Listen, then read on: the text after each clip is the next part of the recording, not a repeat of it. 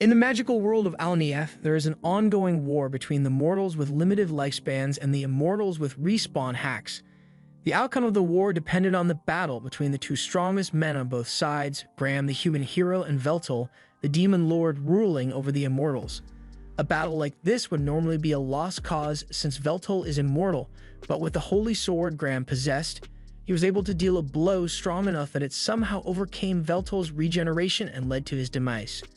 Veltal couldn't help but praise the hero for managing to defeat him, but he was still salty about losing to a mortal, so in his final moments he swore that he would return to get his revenge, and with that he vanished from the world.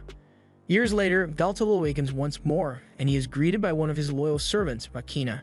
She kneels before him and says she has patiently waited 500 years for the day that he would return, and she apologizes for having to attend to him in such informal attire, but Veltal says he doesn't mind. He's just glad she managed to perform his reincarnation ritual and bring him back to life, but with that said, he has no clue where they are and wants to begin his conquest of Alnieth once more. However, about that, Makina tells him a lot of stuff happened in the 500 years since his death, and Alnieth, it's gone. Around 80 years ago, Alnieth and Earth were caught in a major catastrophe, which caused the two worlds to fuse with one another. As a result, 90% of the population was wiped out and national governments ceased to function. So cities began to operate as independent states, and a few wars have broken out since then, but things are relatively peaceful now. That's the present state of the world, and given that Earth possessed incredibly advanced technology and Alnieth possessed magitech, the fusion of the two worlds led to a lot of rapid advancement. Makina leads him to the surface to show him what the new world looks like, and Veltal is astounded by how far the world has come, but in his astonishment, he forgets to pay attention to his surroundings, so he nearly bumps into a random guy in the street, and Makina has to push him out of the way.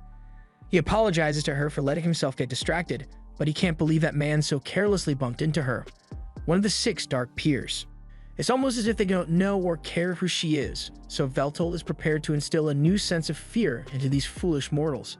He raises his hand to the sky, and Makina already knows what he's about to do, so she tries to tell him it's not a good idea, but it's already too late as he has already fired his spell into the sky and created a massive hole in the cloud cover. In an anticlimactic turn of events, the people seem more annoyed than scared by the fact that someone was dumb enough to use magic in the city, and an alarm goes off soon after, so Makina explains that it is forbidden to use grand magic within the city, so they have to get out of here before they get in trouble. Veltal doesn't understand why he has to do something as cowardly as running away, but since Makina insists, he goes along with her. However, as they are leaving, Veltal notices someone who looks a lot like the hero Graham, but he has no time to confront the man as Makina continues to drag him away. Once they are out of danger, Makina sits down with Veltal and informs him that after he died, the Immortals had to sign a ceasefire with the mortals and the war between them ended. But when the worlds fused 80 years ago, the citizens of the Immortal Kingdom were forced to scatter all across the world, and not long after, the major industries began a crusade against them. Veltal asks what she means, so Makina tells him that the people of the world collectively decided that immortals didn't deserve human rights, so they began relentlessly hunting them. At first it wasn't that bad, but then people developed anti-immortal weaponry, and from that point on, immortals were killed on sight to the point of near extinction. It takes a few moments for Veltal to process that his people have been wiped out, but once he comes to terms with it, he asks Makina if she knows what happened to the other 5 dark peers. The whereabouts of May, Sowold, and Ralshin are all unknown, but sadly, Zinol is confirmed to be dead. He sacrificed himself and acted as a decoy so Makina can escape from the hunters, and he said he was doing it for the sake of Veltal, because aside from Ralshin, Makina was the only other person capable of performing Veltal's reincarnation ritual. Zinol had always been a loyal follower of Veltal, so he is grateful to have had such a good subordinate, but there's still one more person Makina hasn't mentioned, so Veltal asks her about Marcus. Makina doesn't really want to talk about Marcus, so tries to change the subject and asks Veltal if he's thirsty. Veltal says he isn't though, so Makina has to make up an excuse as to why he needs to drink something and tells him to wait there while she goes to buy one. While she's gone, a VTuber starts streaming on some billboards, and he's wondering what the hell it's supposed to be, but then he notices several lights flowing around the area, and it seems to be caused by this one girl on a roof near the billboards. It's not clear what she's doing at first, but then she flicks her wrist, and in an instant, all the billboards start playing hub videos. The girl seems pretty pleased with herself, and no one knows she's the one who did it, so she starts walking away. But as she is leaving, Veltal calls out to her and she panics a little because she just got caught.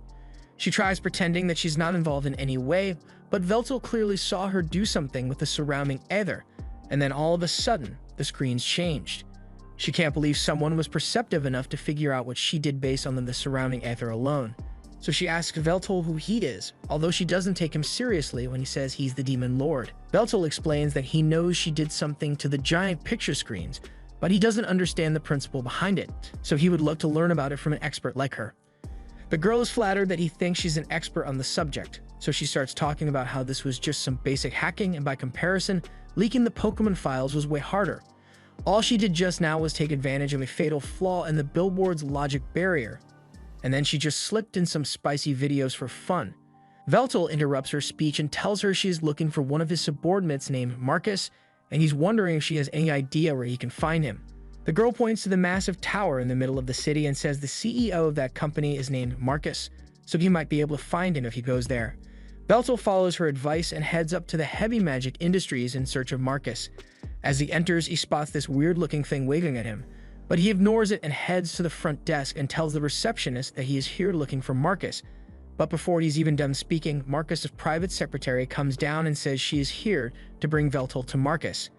They both get on an elevator headed to the top of the tower, and while they go up, Veltal notices that the secretary has a pin of that thing he saw when he came in, so he asks what that is about. She proudly exclaims that this is the mascot of the company, and they plan to create a brand around it in the near future. Eventually, Veltal arrives at the top of the tower, where he finds Marcus sitting atop his throne. Marcus says it has been a long time since he last saw Veltal, but Veltal finds it disrespectful that Marcus is remaining seated while in the presence of his king. Marcus ignores him and asks what business he has here, so Veltal says he wants Marcus to help him rebuild the Immortal Kingdom. Marcus laughs in his face for a solid minute before telling him that he won't be doing that in a mocking tone. Veltal feels insulted, so he prepares to teach Marcus a painful lesson in respect. However, before he can cast his spell, Marcus's assistant strikes at him with a blade, so he is forced to dodge out of the way. He is shocked that she is capable of using armament forging magic, but before she attacks again, Marcus tells her to stand down. He then turns to Veltal and tells him he has become weak because in his prime, he would never have felt threatened by magic of that scale. How exactly doesn't he intend to take over the world if a single human is able to give him so much trouble? Marcus refuses to serve a king who is so pitiful, so he tells Veltal to get out of his sight before he forces him. Veltal is enraged and begins casting a spell to take Marcus down, but before he can finish, Marcus has already cast his spell Breaker and Veltal is left in shock because Marcus was never gifted enough to outclass him in spell casting. Marcus has been waiting for this moment for years, so he takes great pleasure in telling Veltal that his strength is a relic of the past. He reveals the implant in the back of his neck, but Veltal doesn't know what that thing is, so Marcus pulls up an instructional video explaining everything about it. The device is called a Familia, and while using magic normally requires a 5-step process: initialization, construction, expansion, incantation, and proclamation. This device allows people to skip 3 steps, so now anyone, and I mean anyone, can use magic at high levels. And in case Veltal is getting any ideas about implanting a Familia of his own, Marcus specifically designed it to be incompatible with higher beings like Veltal. That means he can never use a Familia, and while his natural spellcasting speed is superhuman compared to AI spellcasting, he might as well be sending his spells by mail. Veltal asks why Marcus is doing all of this, so Marcus reveals that he had never liked Veltal from the very day they met. He was tyrannical, arrogant, and worst of all, he had the skills to warrant his arrogance, so Marcus could never oppose him back then, but that all changes now. He tells Veltal that it's about time for him to leave, so he begins launching several blood swords at him, and Veltal isn't able to dodge all of them, so he ends up getting stabbed several times and launched out of the window. Marcus has always wanted to do that, and now that he has finally triumphed over Veltal, he declares that he is the new Demon Lord. But all that aside, his secretary really wants to discuss the promotional ideas she has for the company mascot, so Marcus tells her to submit her ideas at the next planning meeting. Meanwhile, Veltal has crash-landed back into the city, and his regeneration is far slower than it used to be, so he's having a hard time recovering from his injury. He tries to walk out into the street, but he accidentally bumps into someone, and as a result, he gets into a fight that he immediately loses. Now look at him laid out in a pile of trash. and wondering why he keeps losing to mortals like he lost to Graham until Machina eventually finds him. Machina gets him onto a train and begins apologizing for hesitating to inform him of Marcus's betrayal, and because of her hesitation, he ended up being disgraced so badly. He tells her there's no need to apologize because even if she had told him, he would have still wanted to confirm it for himself. Once the train comes to a stop, Machina leads Veltal to the apartment building she lives in and tells him this is her home. Veltal thinks she means the entire building belongs to her, but Machina leads him into her small room and explains that this is where she really lives. Veltal thinks she is joking at first, but Machina is dead serious because this is all she can afford with her salary. Veltal realizes she has been living like this all this time while waiting for his return, so he pulls her close and thanks her because he will never forget the loyalty she has shown him. Centuries ago, Machina was being persecuted by the people of her time because after they found out that she was immortal, they naturally blamed her for all their problems and decided that the best course of action would be to throw her into a volcano. However, before Machina could hit the lava, Veltal appeared out of nowhere to save her. This was their first time meeting, and the only reason Veltal came was because he heard there was another immortal like him in the area, and after seeing Machina for the first time, he was not disappointed. He extended an offer to her to devote her body and soul to him.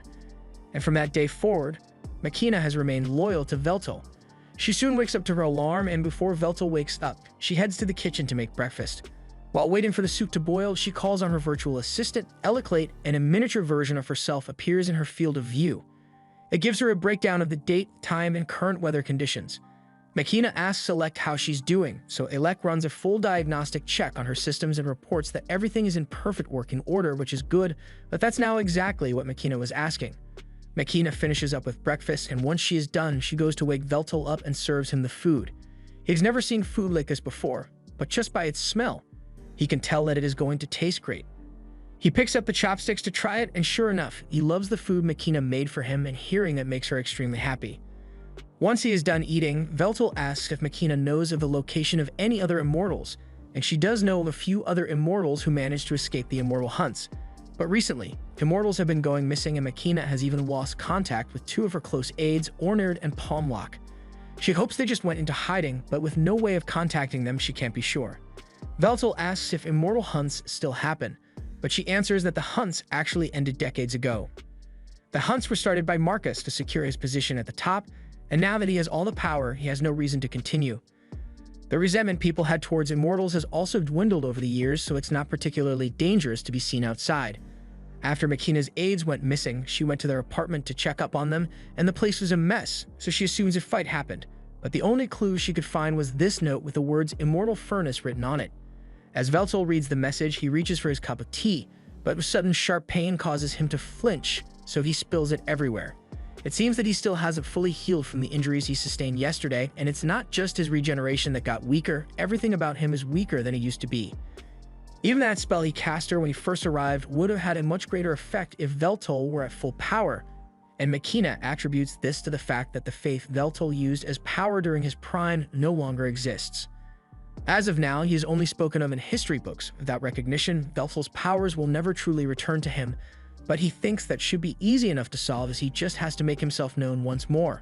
With that said, he tells Machina that he wants to head out and explore the surrounding area since sitting around all day would be bad for him. So Machina suggests that the two of them should go shopping.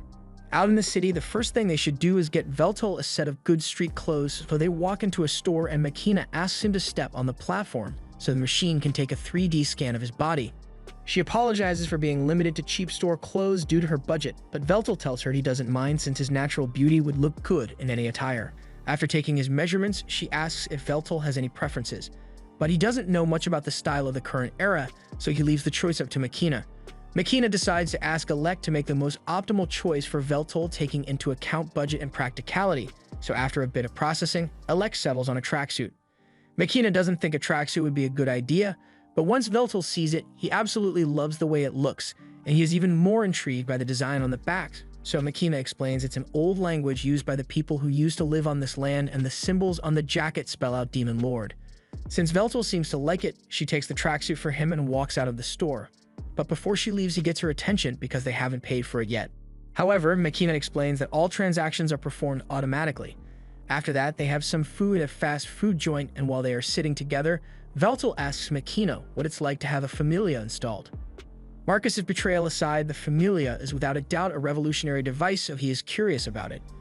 Makina explains that it is really convenient since it not only allows for easier use of magic, but it can also be used to gather information, go shopping, or even communicate. Before Familias were mainstream, people had smartphones to do these things, but it was really inconvenient to have to hold it. Veltal asks her to let him see it, so he turns her around and begins touching it. Makina is a little startled at first, but she's actually really enjoying this, so much so that her Familia has to warn her that her heart rate just spiked. Once he is done inspecting it, Veltal asks her if it isn't uncomfortable having the Familia installed in the nape of her neck. And while it felt strange at first, she got used to it once it became illegal for companies to stream ads straight into people's heads. It's difficult to live daily life without one of these, but at the same time, having a Familia doesn't necessarily make your life better, as shown by her current living situation. As they walk home, Veltal makes a declaration that he will get a job. Makina is taken aback and tells Veltal that he doesn't need to do something as lowly as working. Her living conditions may be suboptimal right now, but she assures him that she will provide a better lifestyle for him. She says she will just pick up more shifts or maybe even get 2 or 3 more jobs. But Veltal interrupts her and says that times have changed. He is no longer the omnipotent god he once was, so he needs to adapt to the current circumstances. And most importantly, he wouldn't feel right if he just sat back and did nothing while Makina worked to provide him with food, clothing, and shelter. Without his duties as king to occupy him, he will need to take up labor. But that does not mean he has given up on conquering the world, so he asks Makina if she is willing to continue to serve him, and Makina swears to be by his side for the rest of her life. Later that day, Veltal is about to head out to look for a job, but Makina refuses to let him go without her because she's worried about him. Veltal tells her she can't come since she has her own job to worry about, but Makina says she can just call off for the day so she can go with him. Veltal refuses to let her do that, so he reminds her that in the unlikely event that he fails to find a job, he would have to rely on her income, so she can't just skip out on her job. Makina agrees to let him go on his own, but for safety, she hands Veltal a device that comes with a little money in case of emergencies. It also has a tracker, so if there's any trouble, Veltal can use this to contact her, and she will race over as soon as possible. He realizes that she is worried about him, but the extent she is going to just makes him feel like a child. Still, even though he said he wanted to go by himself, he doesn't have a clue what kinds of jobs are available or how to get one. He's also starting to get hungry, so he can't afford to be picky about it unless he wants to end up begging on the street. He gets up and yells out that he has no money and is looking for a job, but as he is yelling, one guy comes up to him and tells him to stop. He says if Veltal wants work, he should go to the commercial guild with his citizen ID, but Veltal has never heard of a citizen ID, so the guy assumes he must be an immigrant. Since it's clear that Veltal doesn't know anything about the city, the man informs him that this is his turf, so Veltal can't be doing stuff like this out here.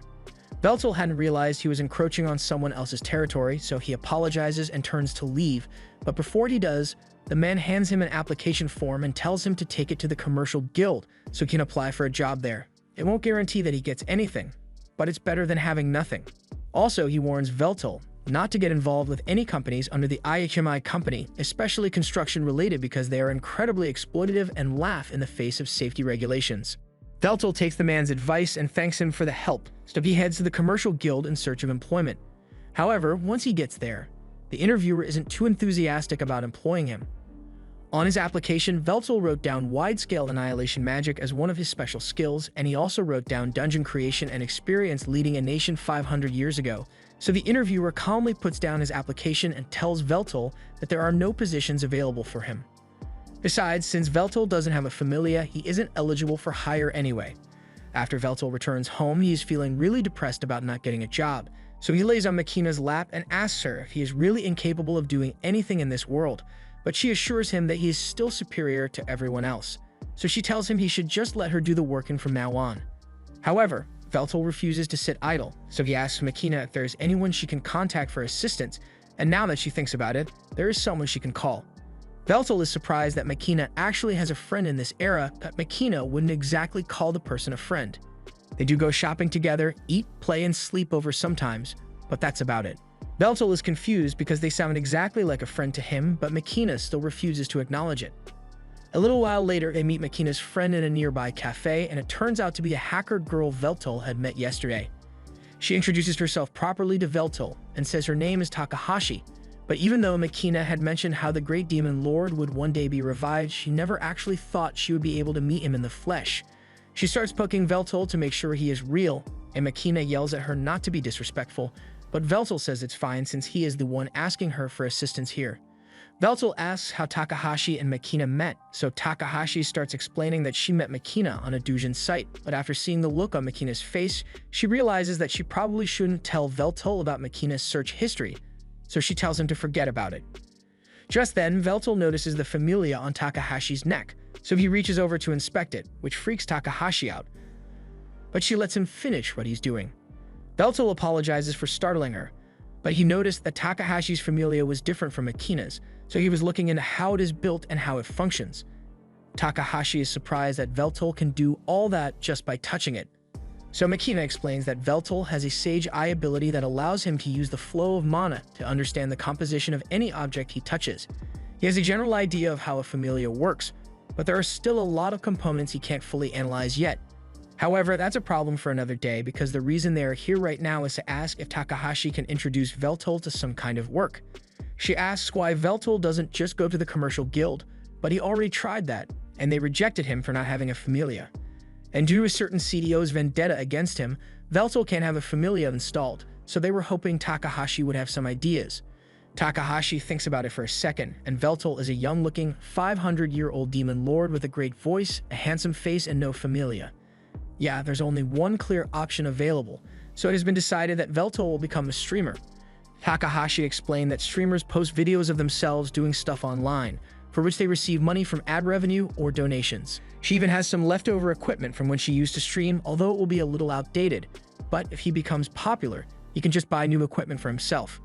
Makina says she is firmly against the idea of Veltel becoming a streamer because the job is extremely unstable and risky.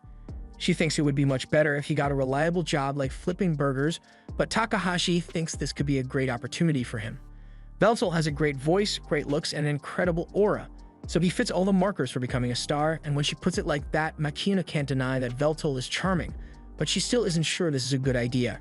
There are some games he wouldn't be able to play without a familia, but he could always just stick to the games that still use physical controls.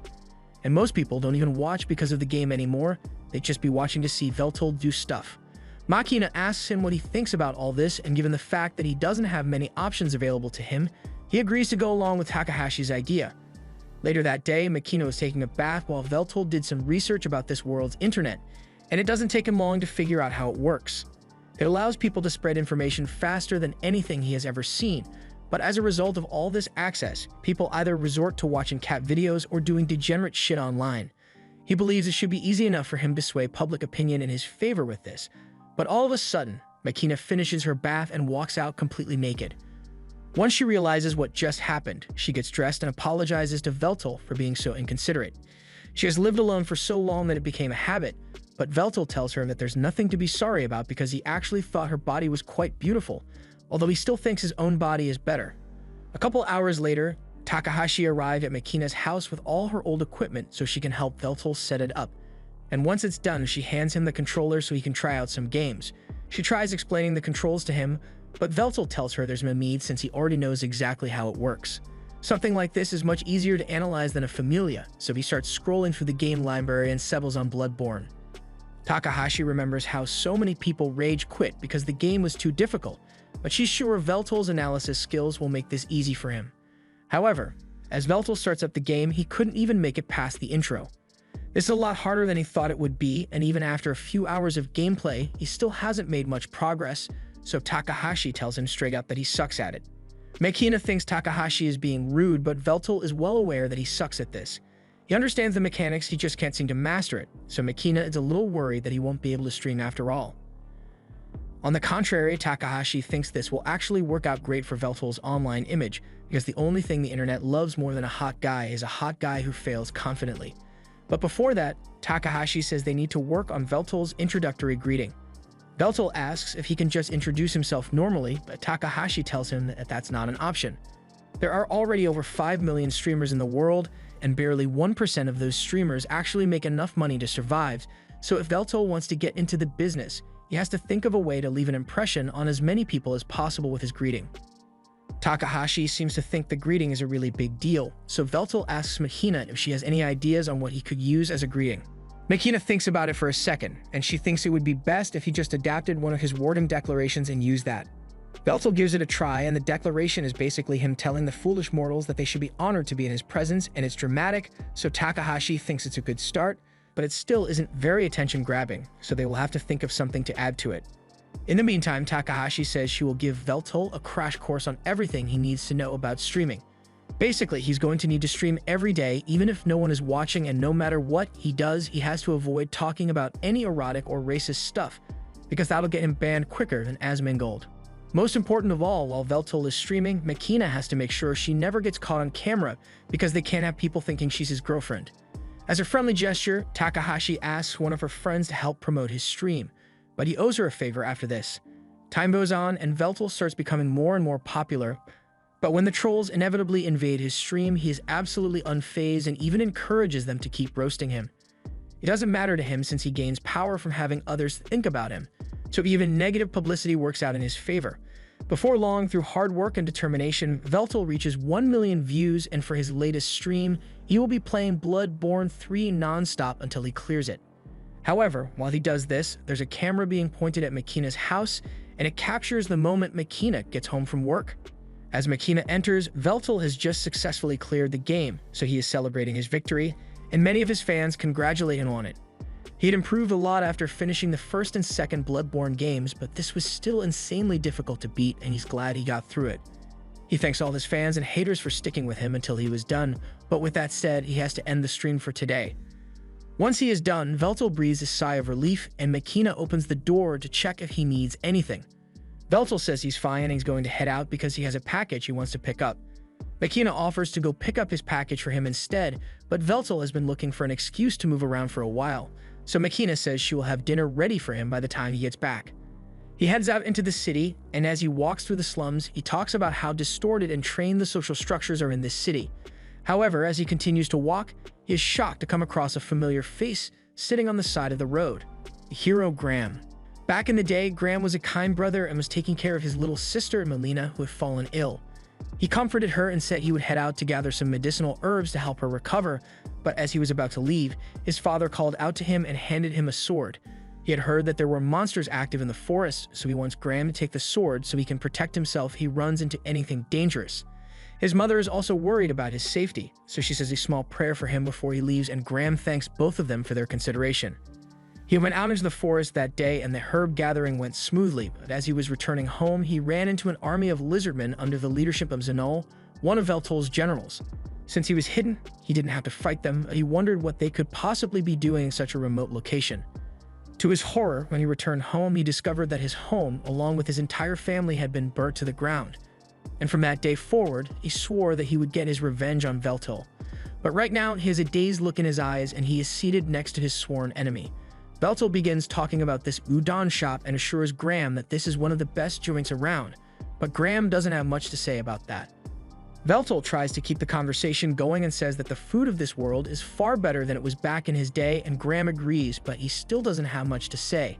The food finally arrives and they are both about to eat, but Graham finally says something and talks about how strange it feels to be slurping noodles while seated next to the enemy who killed his family and friends.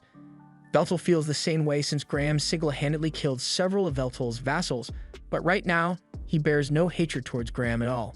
He's just curious to know how Graham managed to survive this long when he's immortal. The only explanation would be if Graham somehow became immortal, but that would go against his entire ideology of making the most out of a limited lifespan. Graham explains that he didn't give up his mortality, rather, as a reward for defeating Veltal, the goddess Meldia gifted him with the blessing of eternal youth, and while that blessing has allowed him to live this long, it doesn't make him immortal. Veltal comments that goddess Meldia must have been quite fond of him, so he can imagine her granting him such a blessing. After Graham ended the war with the Immortals, Immortals began starting wars among themselves again, so he was ordered to go out to the battlefield and slay the same mortals he had once fought to save. And even after the Civil War had ended, the people turned their hatred towards Graham for some reason. Veltal believes an outcome like that was inevitable since people naturally fear individuals with great power. Graham was exiled from the kingdom, so he was forced to wander for centuries until Fantation happened and the worlds became fused. Since then, he has killed so many mortals and immortals that he believes there is no place for him left in this world as a hero. He asks Veltal why he sought to rule the world in the first place, so Veltal answers that he was trying to achieve world peace. There are several ways one can become an immortal, like phoenixes, curses, or blessings, so aside from a few rare exceptions, all immortals used to be mortal at some point. Still, mortals constantly ostracized and persecuted immortals because they were different, and the immortals were no better because they did the exact same thing to the mortals. The lesson Veltal took from this was that no matter what you are, people will always hate and fear that which is different. So he believed that the only way to bring about world peace was to stand at the top of the world and rule it to make sure no one had to suffer such persecution.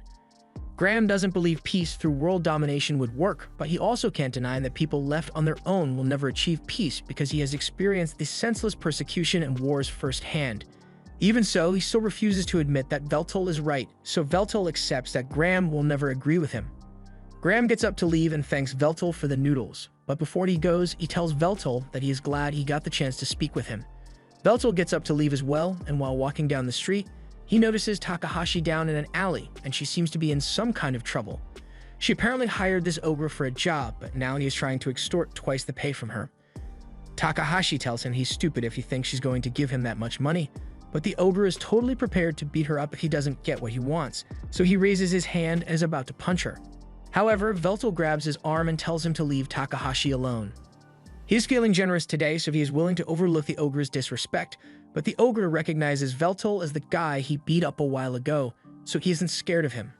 He says he's going to kill Veltal this time, so Takahashi tries telling Veltal to run before he gets hurt, but Veltal says it's fine since he has been meaning to test out how much power he has regained from his 1 million subscribers. As the ogre tries to punch him, Veltal stretches out his hand and catches the punch, but then the ogre activates wind magic and completely shatters Veltal's arm. However, with his powers partially restored, Veltal is able to regenerate his arm instantly and flicks the ogre into a pile of trash. The guy's out cold and Veltal is honestly disappointed since he was expecting more of a fight. Takahashi comes up to him and asks if he is alright, and Veltal says he is perfectly fine, but he wants to know who that guy was and why he was attacking her. Takahashi explains that he was supposed to be her bodyguard for a big job today, but all of a sudden, he started making ridiculous demands. He didn't know the guy was supposed to be her bodyguard, so he apologizes for knocking him out, but Takahashi says it's alright since she just found someone even better. She asked Veltal to become her bodyguard for the day, and she even offers to pay him for it too.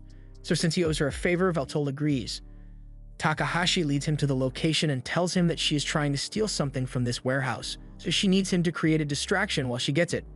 Veltal says he understands the objective, but before Takahashi can give him any more instructions, he gets up and despite Takahashi trying to stop him, he has already kicked down the door to a major Yakuza operation.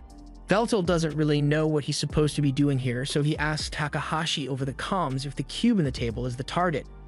Takahashi tells him it is, but she's also confused as to how he's communicating with her since he doesn't have a familia. Veltal proudly states that he just copied the communication ether that the familia produces so it can reproduce the feature of magic. Anyway, since there aren't that many enemies here, Veltal says he will subdue them and claim the cube for Takahashi, but before he does anything, she asks him to make sure he doesn't kill anyone. Veltal agrees to hold back, so before the fight begins, he announces himself using his stream greeting. However, none of the Yakuza members have seen his stream, so it just makes things really awkward. If there are still people who don't recognize him, Veltal is going to have to work a lot harder to make his name known. But for now, his million subscribers worth of power should be more than enough to take these guys down.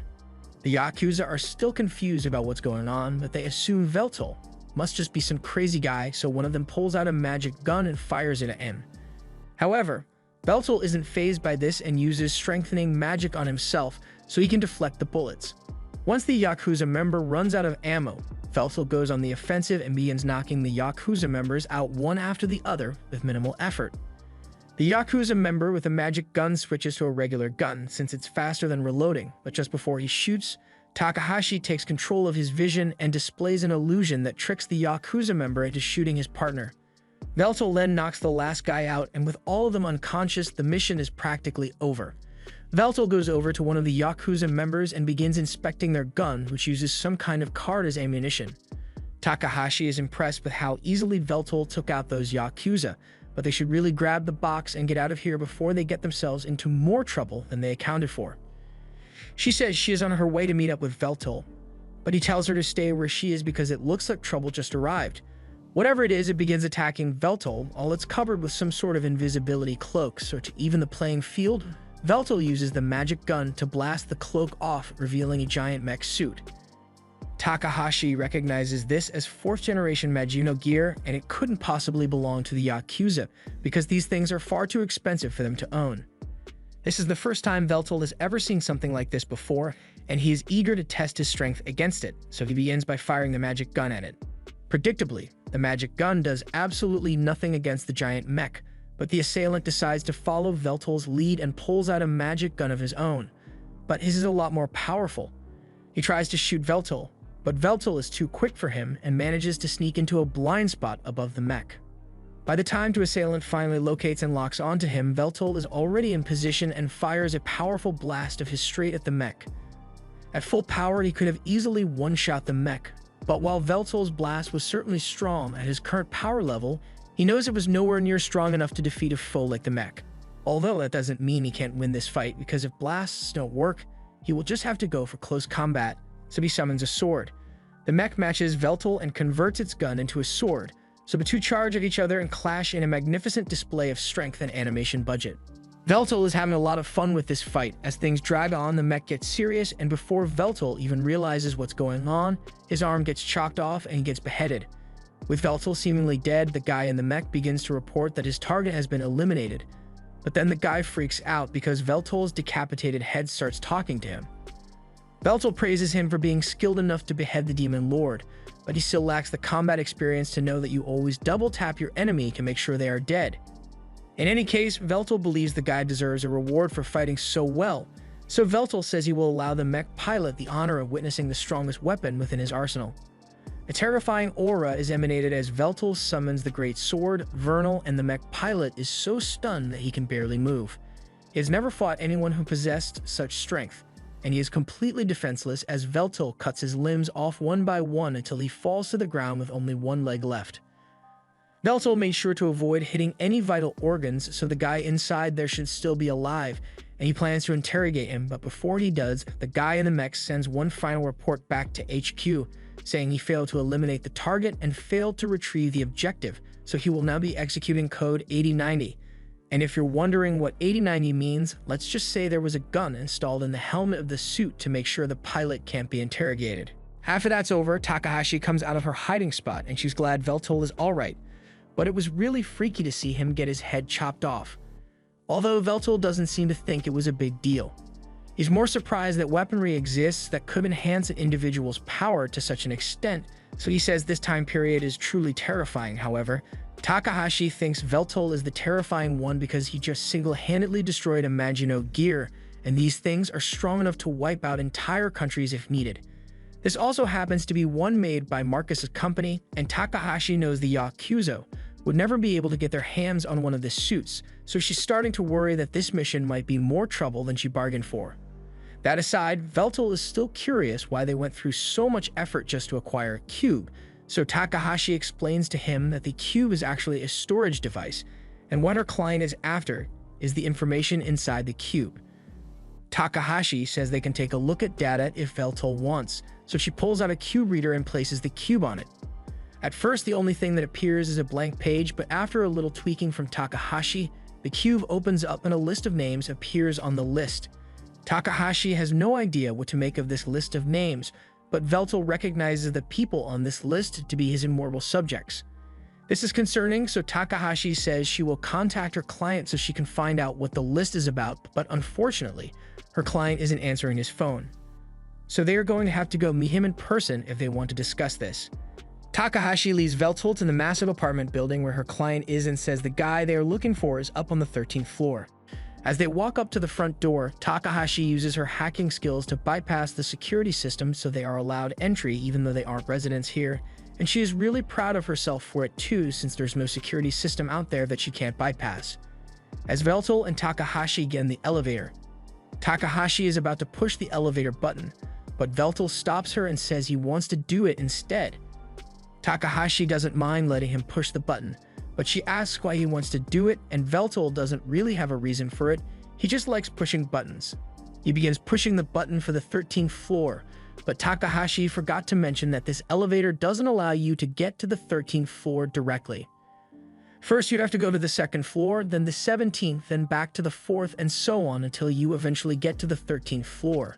Since they are here, Veltal starts walking out of the elevator, but Takahashi tells him to wait since her client Eiju is a pretty paranoid guy, so he had dozens of traps laid across the entire floor, and if Veltal accidentally sets one of the traps off, he's going to become minced meat. Veltal appreciates the warning, but as far as he can tell, there are no traps in this room. Although, it would be more accurate to say that all the physical and magical traps have been disarmed. Takahashi is surprised that Veltal could figure that out so easily, but part of his duties as Demon Lord included building and maintaining dungeons, so discerning the layout of traps is a trivial matter for him. They continue walking until they finally get to Eiju's front door and Takahashi rings the bell, but surprisingly, he doesn't answer. Takahashi can understand him ignoring phone calls, but he usually always answers his front door. However, upon closer inspection, Veltal realizes that the door isn't even locked in the first place. This raises a red flag for Takahashi since Eiju would never do something as careless as leave his front door unlocked. Veltal suggests they should proceed with caution since they don't know what they will find in there, so Takahashi leads the way and heads towards Eiju's workroom. There she finds Eiju in his chair, but when she gets a little closer to him, she discovers that he is drenched in blood and completely lifeless. Takahashi freaks out at first, but Veltal calms her down and goes over to inspect the body. He remembers seeing this guy's face somewhere before, although he was wearing a bunch of trash at the time. Takahashi says that sounds like something Eiju would do since he would often dress as a hobo whenever he went out to gather information. There's an obvious stab wound in Eiju's chest and another one in his neck, but judging from the state of the blood around him, Veltal assumes it has only been a few days since Eiju was killed. A man like Eiju may have had many enemies, but the way he was murdered was too efficient for it to have been done out of hatred.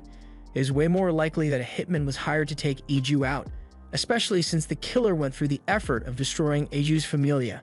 Someone must be trying to cover up whatever information Eiju had. It probably had something to do with the job Takahashi accepted from him, but it's not like they can get any information from him now that he's dead. Takahashi thinks for a second and begins searching around Eiju's room, because a seasoned information broker/hacker would definitely hide some sort of offline storage devices nearby for extra data security. After searching for a bit, she discovers a laptop in a hidden desk drawer, and this looks like it might have the answers they are looking for, but when she turns it on, she finds all the files in a corrupted mess. It may look that way, but Veltal notices that the files are all arranged in a very specific order, so Takahashi is able to compile until she uncovers a video. Eiju made this video in case he was killed before he could complete his investigation, and he didn't know who would end up watching it. But he wanted to make sure at least one person knew the truth because the prosperity of this city was built upon terrifying evil. All the power in this city relies on the Aether reactor in the center of the city, but with the enormous scale of the city, the reactor would need at least 10 mana ley lines to draw power from in order to meet the energy demands. However, there are only 2 ley lines in this area, yet the reactor never seems to run out of energy, so it stands to reason that the reactor is drawing power from another source. And this secondary power source is called the Immortal Furnace Project. Essentially, the furnace burns the souls of immortals like firewood and converts the resulting energy into ether for the city. And since immortals are higher beings, a single immortal's soul produces a lot of energy, way more than the souls of thousands of mortals would ever be able to generate. The data Eiju found showed that Marcus's company employed desperate homeless people as construction workers for the Immortal Furnace, but once construction was done, all the workers suddenly disappeared, and Eiju believes they were all killed so they could be fed to the furnace as well. One of the first immortals to be fed to the furnace was one of Veltal's close subordinates, Zenol, and this greatly angers Veltal. The whole immortal hunt was a scheme by Marcus to turn the world against immortals so people would accept their execution, and he could burn immortal souls in the furnace, although the public was never made aware that this was how he killed them. Recently, Marcus made a deal to buy information about some immortals from the Yakuza, and that probably means he's running low on immortal souls to burn, so he's looking for new victims. If the furnace runs out of immortal fuel, then the heart of the city would cease to exist as people know it. But even so, Eiju thinks it's wrong that innocent immortals are being sacrificed to power the city. After the video ends, Takahashi is enraged by the revelation that immortals are being treated so badly, but there's not much she can do about it since even if she were to try and publicize this information, it is likely she would just end up dead just like Eiju over here. Veltal tells her that this is a problem for immortals, and as the king of immortals, it is his duty to do something about it, so she doesn't need to burden herself with this. For now, they decide to inform city officials of Aju's death so he can receive a proper burial. And as they leave, Veltal tries to contact Makina so he can inform her of the immortal furnace. But to his horror, she isn't responding to his calls. Something must have happened to her. While Veltal was busy on his errand, Makina looked in the fridge to see what she could make for dinner by the time he got back, but it was still the same stuff in there as last time. On the bright side, Alec tells her she should be able to make some good curry with the ingredients she's got on hand. Just then, the doorbell rings, so she gets up to go answer it. But to her utter disgust and disappointment, it turns out to be Marcus. After what Marcus has done, the only appropriate response is violence on sight, so Makina hits him with a massive burst of fire. Marcus is engulfed in flames and sent flying backwards. But he is just as immortal as she is, so a little fire isn't going to be enough to end him. Makina completely transforms and steps out of the house to face him because she already knows he's up to no good. Before the fight begins, Makina disconnects her familia from the network so Marcus won't be able to access it, and after that, the two of them begin launching magic weapon attacks at each other. It looks like it's been fairly even so far, but then while Marcus is distracted, Makina gets in close and grabs onto one of his arms, causing it to explode and come off entirely. She managed to catch Marcus off guard with that one, but a few seconds later, he has already regenerated his arm. He then casts a bloody sword rain area attack and causes a massive explosion of his own, but thanks to the shield Makina put up, she was completely unharmed. However, she can't say the same for the house since she doesn't have fire insurance. Just then, Marcus's secretary leaps out of the smoke and tries to finish Makina off with a sneak attack, but Makina is too quick for her, so the only thing the secretary slashes is an illusion. Makina had expected Marcus to be too cowardly to come alone, so she prepares a spell to burn the secretary to ash. However, before she can complete it, Marcus calls out Codebreaker, and all of a sudden, Makina's familia stops working. This leaves Makina disoriented, so the secretary takes advantage of the opening and stabs Makina through the chest while she's distracted. Makina collapses to the ground and she isn't getting back up anytime soon. Now that the fight is over, the secretary scolds Marcus for being acting so recklessly since Makina could have easily killed her back there. And all this fighting could have been avoided if Marcus had simply disabled Makina's familia from the start. As the two stand over Makina's motionless body, Makina glares at Marcus, but Marcus is actually enjoying it because he loves seeing Makina in such a pitiful state. Makina asks him what he did to her, so Marcus explains that he simply shut her familia down. Makina didn't think it would be possible for him to do since she disconnected her familia from the internet before the fight started, and normally she would have been right, but Marcus's familia is somewhat special. It's a new prototype that was designed specifically to be more advanced than the modern familias. All modern familias have an inbuilt backdoor that allows access to the system, and as the director of IHMI, he has admin access to every familia in the city, so he can forcibly shut any familia down if he chooses to. That means that no one can defeat him since he can shut down all familia users, and you would outclass all non-familia users in casting speed, and if no one is capable of defeating him, then that means he is the strongest in the world. That may be true, but Makina doesn't understand why Marcus is so obsessed with being the strongest since he has nothing to gain from it. But Marcus has his reasons. He wants to become the new demon lord, and he doesn't intend to achieve that status through brute force like Veltal did. In this era, all you need is information and technology, so if you control those, then you control the world. However, controlling the world from behind the scenes would be too boring for someone like him, so he intends to absolutely dominate the world.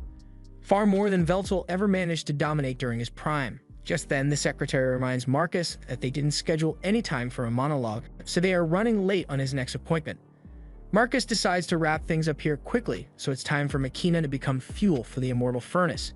By the time Veltal and Takahashi return home, they find the entire place destroyed with no traces of Makina whatsoever. The only thing left is a scorched game controller, and Veltal is absolutely devastated because Makina was the person he cared for the most in this world. He's completely zoned out in grief, so Takahashi asks him if he's alright, and Veltal snaps back to reality. They aren't going to solve anything by standing around, so Veltal asks if there's any information about what happened here.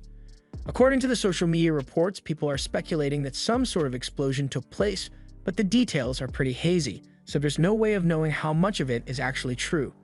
Veltal wishes there were some way for him to at least figure out where Makina is right now, but since they are unable to contact her directly, Takahashi looks for another way to locate Makina, and it's going to involve the drones. Since this place is a slum, there aren't a lot of security drones passing throughout, but there are a lot of delivery drones though, and those drones have cameras on them, so all she needs to do is hack into their systems and take a look at the video data. Within a few moments, Takahashi gains access to the drone systems, and from the video feed, they can see the battle that took place here, and that Marcus was the one behind it. They can't tell what Marcus was saying, but after defeating Makina, he and his secretary took her and drove to a restricted section of the city reactor. And that can only mean that he intends to burn Makina's soul to power the city. Veltal thanks Takahashi for the valuable information and starts walking in the direction of the reactor, but Takahashi tells him to wait and think this through. She understands why he would want to rush in there to save Makina before it's too late, but that reactor is the most secure location in the entire city and has dozens of Magino gears patrolling the area, so Veltal won't be able to handle it on his own. And while Takahashi can certainly help him get there, she isn't much of a fighter, so he would need to find someone who's strong enough to help him. But Veltal doesn't have many remaining allies in this era, although there is one person he can think of who might be perfect for this rescue operation. Veltal later goes to meet with Graham, and at first, Graham wants nothing to do with him. But when he sees the proud Veltal kneel before him and ask for help, he decides to at least hear him out. Veltal explains everything he has learnt about the city's ether reactor, and Graham had always suspected that something wrong was going on there. But now that he knows the truth, he's absolutely appalled by the despicable nature of the project. Veltal pleads with Graham to assist him in storming the reactor because he knows he cannot save Makina as he is right now, but Graham seems more annoyed than sympathetic. Veltal's subordinates killed Graham's family, Veltal himself waged dozens of wars and killed millions of people, and now he is bowing his head to his sworn enemy just to save the life of one immortal woman. He finds this to be utterly shameless. Graham does not like the fact that this city is built upon the deaths of innocent people, but at the same time, that reactor is the heart of this city, so if he were to agree to help Veltal destroy it, then the entire city would be plunged into darkness, and the lives of millions of people would be ruined. He asks if Veltal is planning to destroy the lives of everyone just to save one person, but Veltal laughs at the idea of such a short-sighted plan. He is no fool, so he has obviously thought about the consequences of his actions, and that's why he intends to both save Makina and fix the problems of this city. However, right now he does not possess the power or support necessary to do so, so he has no choice but to humbly ask his former enemy for help, and the confidence behind Veltal's words convinces Graham to get up and act as a hero once more.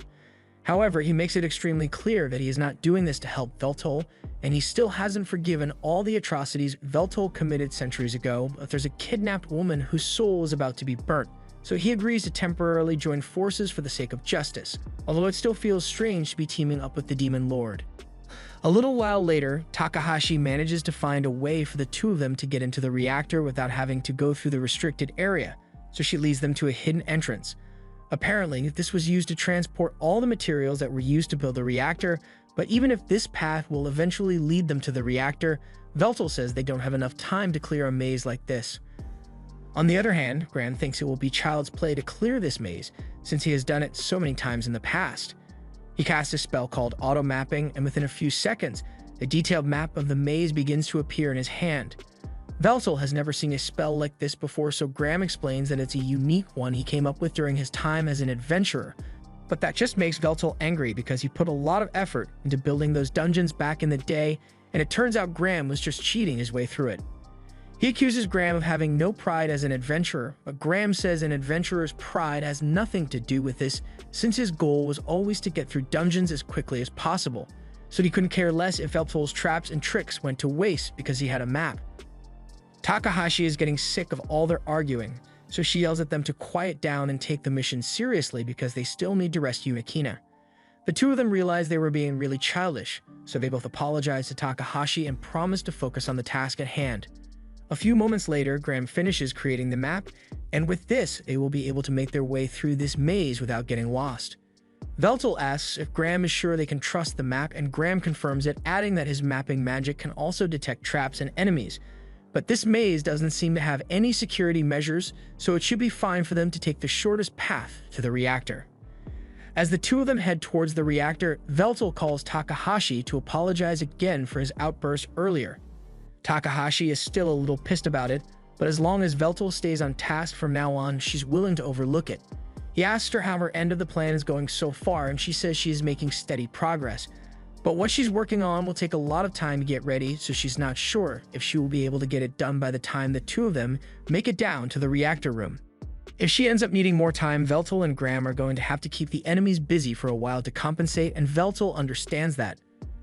As they descend, the ambient ether becomes more and more dense and communication with Takahashi gets choppy, so before she gets cut off, she tells him she will finish making the preparations. Veltal takes a deep breath to prepare himself for what lies ahead, and Graham comments that he can tell that Veltal has grown stronger than he was in the past. Veltal doesn't know what he's talking about since he is clearly nowhere near the strength he had during his prime, but that's not what Graham was talking about. Veltal was able to lower his head to this sworn enemy in order to save his subordinate, but the old Veltal would have let Makina burn before he bowed to anyone. That shows that Veltal's strength of character is greater than ever before, and if he had been like this when they had their showdown all those years ago, then the results might have been different. As the lift arrives at the destination, Veltal and Graham are confronted by Marcus's secretary, and she's been expecting them since Marcus knew Veltal would eventually show up. Marcus has Makina restrained and is holding her near the core of the reactor, and he seems to be taking great pleasure in the fact that he's about to kill a former comrade.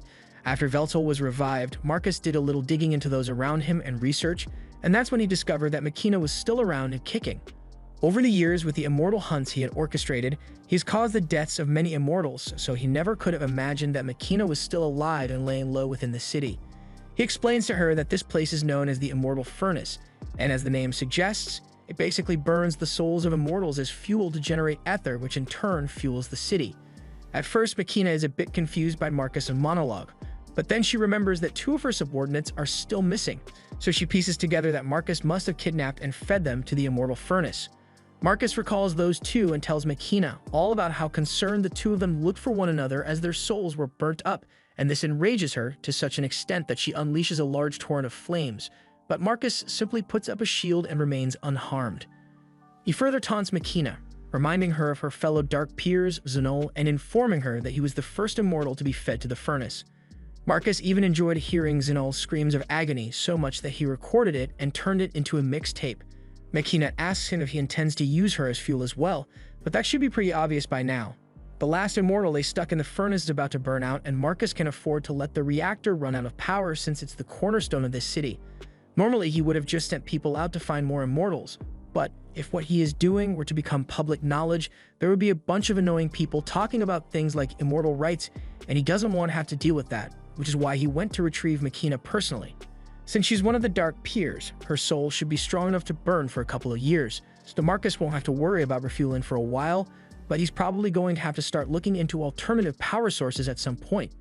While Marcus is still monologuing, his secretary faces off against Veltal and Graham. She tells Veltal that she was assigned to stand guard and delay him long enough for Marcus to get through his evil monologue and feed Makina to the furnace. She didn't think Veltal would have the guts to show up though, and not only did he come, but he brought a friend along. And that friend happens to be none other than the hero Graham.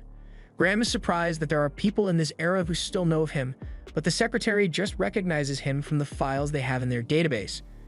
She finds it interesting that the Demon Lord and the hero are working together, but she's still got a job to do, so she won't let them pass without a fight. Graham tells Veltal to go on ahead while he keeps the secretary busy, but Veltal warns him that he should be careful because from what he has seen, this secretary's skills are on par with Xenol the Karmic Swords. But while that may be an impressive feat for her, Graham recalls overwhelmingly defeating Xenol in pure swordsmanship during the Immortal War, so if her skills are anything similar, he isn't worried about losing to her. The secretary takes offense to this statement, so she decides to show Graham what she can do and dashes behind him to launch a surprise attack. Graham is caught off guard by her incredible speed, but before her sword strikes him, he manages to guard himself and prevent any injuries. While he does this, Veltal starts sprinting away so he can rescue Makina, and as much as the secretary wants to stop him, she's not going to be able to slip past Graham without a fight. Before Veltal leaves, he tells Graham to make sure he doesn't die, and then he jumps down the center line of the reactor to make it to the core as fast as possible. The secretary really needs to stop Veltal, so she decides to take Graham down as quickly as possible and regroup with Marcus, and to do that, she activates her zero base gear. There is a blinding flash of light, and before Graham realizes what's going on, he gets hit and is knocked all the way into a wall. He looks down at the secretary, and she is now wearing a full set of Magino gear, and not just regular Magino gear either. This is a prototype next-gen version that has yet to be released. It is more efficient, quicker, and most importantly, it fits better, so the secretary's curves won't go to waste. However, there is still one flaw with the design because the operational time of this suit is entirely dependent on the user's magical reserves, but the secretary isn't going to let this fight last long enough for her magic to run out. She dashes forward, and now she's even faster than she was before, so as she lands in the wall behind Graham, he barely has enough time to raise his sword and block before he gets knocked through the floor. The secretary tells him that he should be honored to face such a marvel of modern engineering, but Graham isn't interested in hearing her go into another marketing pitch. The secretary calls Graham a relic of the past since his sword, armor, and even his familia are all outdated, and as such, she is sure she will be able to claim victory with her cutting-edge techniques and equipment. Graham tells her that fancy equipment and training don't guarantee victory in a match because at the end of the day you either win or you lose, and the secretary agrees, but then again, her fancy equipment is pretty fancy. She slashes at Graham with such speed that he is barely able to react and block before he is hit, but then he sees her sheath her sword again, and the second she does, she unleashes yet another lightning speed slash. However, this time Graham was prepared for it, and he is able to block it much more comfortably. Even so, he still can't find any openings in her defenses, so he admits that the level of advancement this era has achieved is truly frightening. The secretary tries dashing behind him to attack once more, but Graham has seen that already, so he parries her attacks and kicks her away. But he can tell that he didn't do much damage due to the toughness of her armor. He hasn't made much progress against her in this fight, but he has at least figured out one thing about her attack pattern. He says she can only use that lightning-fast attack of hers when her sword is fully sheathed, and the secretary confirms that he is correct, but simply discovering that doesn't mean he can beat her. With her Magino gear and incredible attack speed, her victory is pretty much guaranteed, and she's grown tired of wasting time here, so she's going to finish this quickly. She begins repeatedly attacking Graham with her lightning blade, but he seems to have gotten used to the speed, so he's able to dodge her attacks fairly easily. And even when he gets hit, he takes almost no damage and recovers immediately before landing on his feet. The secretary charges at him again, but this time, while their blades are locked, she tries to hack into Graham's familia to shut his body down. But for some reason, she can't gain access, so she assumes Graham must have implemented some safeguards against hacking. If she can't hack into his familia, this is going to be a lot harder than she anticipated, but she is still confident that she can win nonetheless. However, while she's in the middle of saying this, Graham decides to go offensive, so he steps on her sword to hold her in place and casts an earth glaive that sends shards of rock flying at her.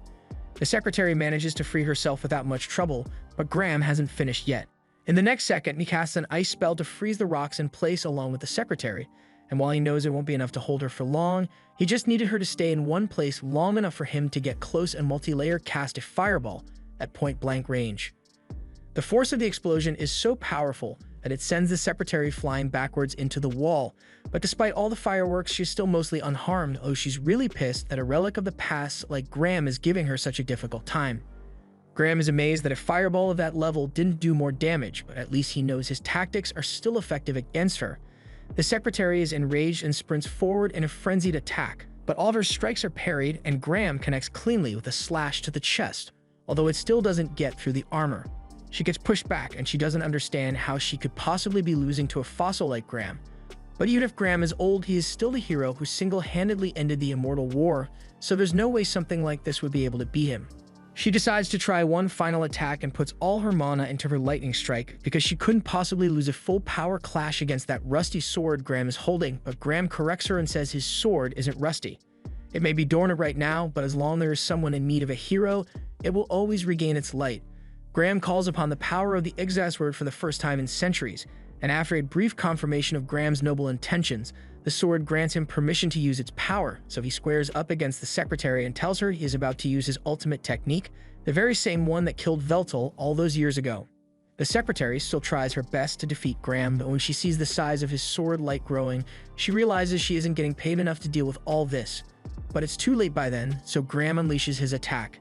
It is still insanely powerful, so even though the sword only allowed him to use a fraction of the power that he possessed in his prime, Graham was still able to completely destroy the secretary's Magino gear with that one weakened strike.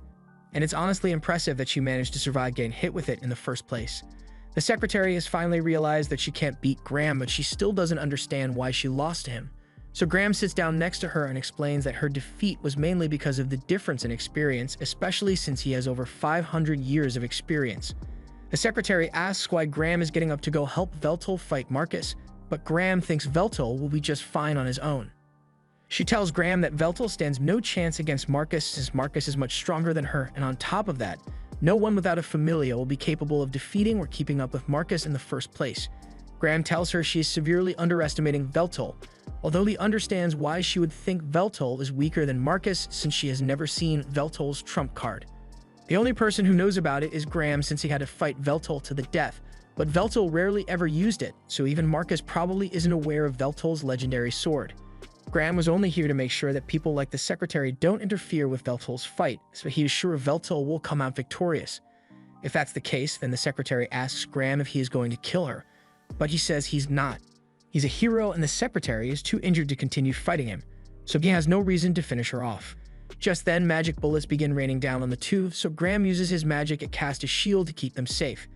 It looks like reinforcements have arrived, but they were more than willing to shoot the Secretary along with Graham, so something tells him that she is in as much danger as he is.